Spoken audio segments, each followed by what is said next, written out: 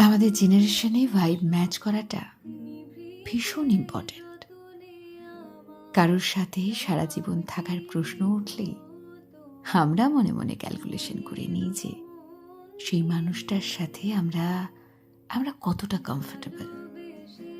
বৃত্তির বাইরে গিয়েও তার সাথে মেশা যাচ্ছে কিনা।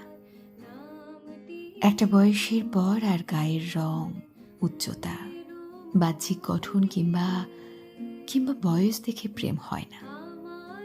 মানুষ তখন শুধুমাত্র মানুষের মন খোঁজে। ভালোবাসার আগেও এক আকাশ সমান বন্ধুত্ব পেতে চায়।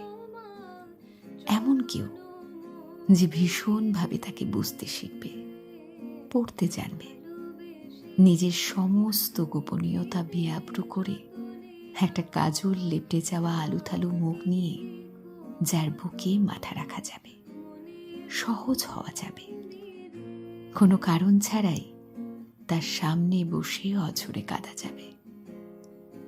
এমন কেউ যার সাথে দেখা করার আগে পকেটের খুচরোর হিসেব করতে হবে না।